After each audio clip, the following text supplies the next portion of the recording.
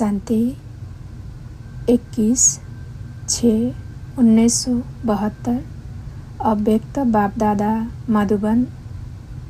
विश्व महाराजन बनने वालों की विश्व कल्याणकारी स्टेज। विश्व महाराजन बनने वालों की विश्व कल्याणकारी स्टेज। अपने आप को एक सेकंड में शरीर से न्यारा अशरीरी आत्मा समझ आत्मा अभिमानी व देही अभिमानी स्थिति में स्थित हो सकते हो। अर्थात एक सेकंड में कर्म इंद्रियों का आधार लेकर कर्म किया और एक सेकंड में फिर कर्म इंद्रियों से न्यारा। ऐसी प्रैक्टिस हो गई है। कोई भी कर्म करते कर्म के बंधन में तो नहीं फंस जाते हो। कर्म करते हुए कर्म के बंधन से न्यारा बन सकते हो व अब तक भी कर्म इंद्रियों द्वारा कर्म के वशीभूत हो जाते हो। हर कर्म इंद्रियों को जैसे चलाना चाहो वैसे चला सकते हो व आप चाहते एक हो कर्म इंद्रियों दूसरा कर लेती है। रचयिता बनकर रचना को चलाने वाले हो। जैसे और कोई भी जड़ वस्तु को चैतन्य आत्मा व चैतन्य मनुष्य आत्मा जैसे चाहे वैसे रूप दे सकती है और जैसे चाहे वैसे कर्तव्य में लगा सकती है। जहाँ चाहे वहाँ रख सकती है। जड़ वस्तु चैतन्य के बस में है। चैतन्य आत्मा जैसे चलाना चाहे वैसे नहीं चला सकती है। जैसे जड़ वस्तुओं को किस भी रूप में परिवर्तन कर सकते हो वैसे कर्मेंद्रियों को विकारी से निर्विकारी व विकारों के बस आग में जले हुए कर्म इंद्रियों को शीतलता में नहीं ला सकते हो। क्या चैतन्य आत्मा में यह परिवर्तन की शक्ति नहीं आई है? कोई भी कर्म इंद्रियों की चंचलता को सहनशील सरल चित्त नहीं बना सकते हो। इतनी शक्ति अपने में अनुभव करते हो। शक्तिशाली आत्माएं हो ना। जो भाग्यशाली आत्माएं हैं वह शक्तिशाली भी बनी है।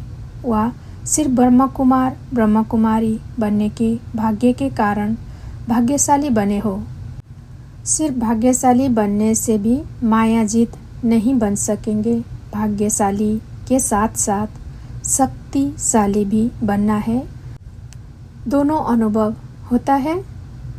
जैसे भाग्यशालीपन का नशा तो अविनाशी है ना, इसको कोई नाश नहीं कर सकता। वैसे शक्तिशाली का वरदान वरदाता से ले लिया है वह अभी लेना है। क्या समझते हो? ब्रह्मा कुमार कुमारी तो हो ही, वह तो अविनाशी छाप लगी हुई है। अब शक्तिशाली का वरदान ले लिया है कि लेना है। जब शक्तिशाली बन गए तो माया की शक्ति बार कर सकती है। यह है रचयिता की शक्ति, वह है रचना की शक्ति। तो कमजोर शूरवीर के ऊपर वार करने की हिम्मत रख सकता है क्या? रखे भी तो उसका परिणाम क्या होगा? विजयी कौन बनेगा? शूरवीर। तो रचयिता की शक्ति महान है। फिर माया का वार कैसे हो सकता? वह माया से हार कैसे हो सकती? जब अपने को शक्तिशाली नहीं समझते हो वह सदा काल शक्तिशाली स्थिति में स्मृति में स्थित नहीं होते तो हार होती है। जहाँ स्मृति है वहाँ विस्मृति का आना असंभव है। जैसे दिन के समय रात का होना असंभव है, ऐसा अपने को बनाया है वह अब तक संभव है। कभी माया का कोई बार नहीं होगा, ऐसा अविनाशी निश्चय बुद्धि हो गए हो। संकल्प में भी कब यह न आए कि माया कब हार खिला भी सकती है। ऐसे बन गए हो वह अभी माया आएगी तो युद्ध करके विजय प्राप्त करेंगे। अब इसको भी समाप्त करना है। जबकि दुनिया वालों को संदेश देते हो कि अब बहुत थोड़ा समय रह गया है, तो क्या यह थोड़ा सा समय युद्ध करने की स्टेज व युद्ध करने वाली चंद्रवंशी स्टेज समाप्त कर सूर्यवंशी स्टेज नहीं बना सकते हो? सूर्यवंशी अर्थात ज्ञान सूर्य की स्टेज। सूर्य का कर्तव्य क्या होता है? सूर्य तो सभी को भस्म कर देता है। सूर्यवंशी स्टेज अर्थात सर्व विकारों को भस्म कर सदा विजयी बनने की स्टेज। तो अब अपनी कौन सी स्टेज समझते हो? सूर्यवंशी हो व चंद्रवंशी हो। अगर युद्ध करने में समय देना पड़ता है तो चंद्रवंशी स्टेज कहेंगे। अब तक अपने आप प्रति ही समय देते रहेंगे तो बाप के मददगार बन प्रैक्टिकल में मास्टर विश्व कल्याणकारी बनकर विश्व के कल्याण प्रति सारा समय कब देंगे? लास्ट स्टेज कौन सी है? विश्व कल्याणकारी की है ना। अब यह प्रयत्न करो, दिन रात संकल्प सेकंड विश्व के कर्तव्य में व सेवा में जाए। जैसे लौकिक रीति में भी जब लौकिक रचना के रचयिता बनते हैं तो रचयिता बनने से अपने तरफ समय देने के बजाय रचना की तरफ ही लगाते। इसके तो अनुभवी होना। अगर अति रोगी, अति दुखी, अति अशांत रचना होती है तो रचयिता माँ बाप का पूरा अटेंशन उसी प्रति रहता है ना। अपने आप को जैसे भूले हुए होते हैं। वह तो है हाथ की रचना, लेकिन आप तो बेहद विश्व के मास्टर रचयिता हो ना। पहले अपने प्रति समय दिया, लेकिन अब की स्टेज मास्टर रचयिता की है। सिर्फ एक दो दिन की बात नहीं, पूरे विश्व की आत्माएं दुखी, अशांत, रोगी, परेशानी है, भिखारी हैं। बेहद रचना अर्थात सारे विश्व को कल्याणकारी बन सदा काल के लिए सुखी और शांत बनाना है तो बेहद रचयिता का अटेंशन होना चाहिए, विश्व कल्याण में होना चाहिए। वह अब तक भी अपने में ही अपने प्रति बहुत समय दिया, युद्ध करने में बहुत समय लगाया। अब ऐसे ही समझो कि यह जो थोड़ा समय रह गया है वह है विश्व के कल्याण प्रति। भक्ति मार्ग में जो महादानी कल्याणकारी वृत्ति वाले सेवाधारी होते हैं वो कोई भी दान आदि अपने प्रति नहीं करेंगे, सर्व आत्माओं प्रति ही संकल्प करेंगे। तो यह रीति रस्म आप श्रेष्ठ अथवा कल्याणकारी आत्माओं से शुरू हुई है। जो भक्ति में भी रस्म चली आती है, जरूर प्रैक्टिकल में हुई है, तब तो यादगार रूप में रस्म चल रही है। प्रैक्टिकल का नया यादगार बनता है क्या? तो अब यह परिवर्तन लाओ। दूसरों के अर्थ सेवाधारी बनने से व दूसरों के प्रति समय और संकल्प लगाने से, सर्विसेबल बनने से सदा सक्सेसफुल स्वतः ही बन जाएंगे। क्योंकि अनेक आत्माओं को सुखी व शांति बनाने का रिटर्न प्रत्यक्ष फल के रूप में स्वतः ही प्राप्त हो जाता है। जब सेवा करेंगे तो इसका खाता भी जमा होगा और सेवा के प्रत्यक्ष फल की प्राप्ति स्वतः ही प्राप्त हो जाएगी।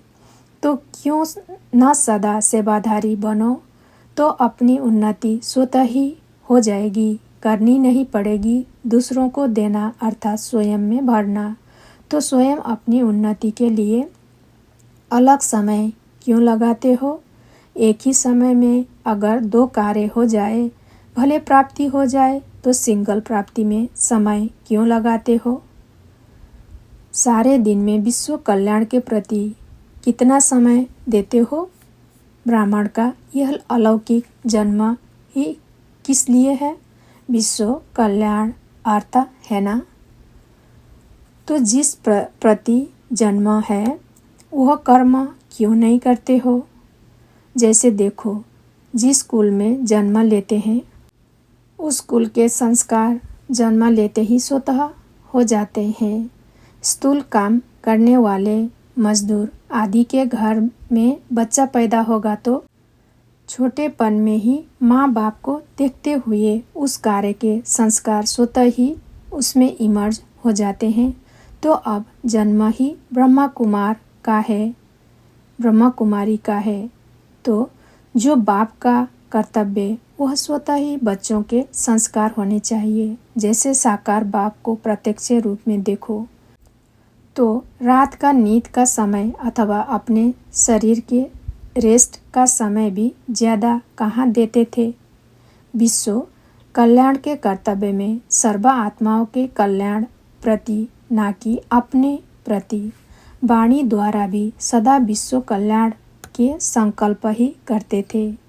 इसको कहा जाता है विश्व कल्याणकारी। तो यह मन के विघ्नों से युद्ध करने में ही समय देना, यह तो अपने प्रति व्यर्थ समय देना हुआ ना। इनको आवश्यक नहीं व्यर्थ कहेंगे। बाप ने आवश्यक समय भी कल्याण प्रति दिया और बच्चे व्यर्थ समय अपने प्रति लगाते रहे तो फॉलो फादर हुआ। बाप समान बनना है ना, तो सदा यह चेक करो कि ज़्यादा से ज़्यादा तो क्या, लेकिन सदा ही समय और संकल्प विश्व कल्याण प्रति लगाते हैं। ऐसे सदा विश्व कल्याण के निमित्त समय और संकल्प लगाने वाले क्या बनेंगे? विश्व महाराजन। अगर अपने प्रति ही समय लगाते रहते हैं तो विश्व महाराजन कैसे बनेंगे? तो विश्व महाराजन बनने के लिए विश्व कल्याणकारी बनो। जब इतने बिजी हो जाएंगे तो क्या व्यर्थ समय और संकल्प आएगा? व्यर्थ स्वतः ही समाप्त हो जाएगा और सदा समर्थ संकल्प चलेंगे। सदा विश्व सेवा में समय लगेगा। इस स्टेज के आगे छोटी छोटी बातों में समय देना व बुद्धि की शक्ति व्यर्थ गंवाना क्या बचपन का खेल नहीं लगता है? लौकिक रीति में भी रचयिता हाथ के ब्रह्मा बनते हैं, विष्णु भी बनते हैं, लेकिन शंकर नहीं बनते हैं। ऐसे ही हाथ की स्थिति में रहने वाले भी व्यर्थ संकल्पों के रचता बनते हैं, पालनहार भी बनते हैं, लेकिन विनाशकारी नहीं बन सकते क्योंकि हाथ की स्थिति में स्थित हो। अगर बेहद की स्थिति में स्थित रहो तो अपने अंदर की बात तो छोड़ो, लेकिन सारे विश्व से व्यर्थ विकल्प व विकर्म व विकार विनाश कराने वाले विनाशकारी बन सकते हैं। लास्ट स्टेज है विनाशकारी। विनाशकारी तब बनेंगे जब कल्याणकारी बनेंगे। ऐसी स्थिति है ना। हाथ को अब छोड़ चुके हो ना। अच्छा, ऐसे सदा विश्व कल्याणकारी स्मृति और सेवा में स्थित रहने वाली महान आत्माओं को नमस्ते। नमस्ते बाबा। Thank you Baba.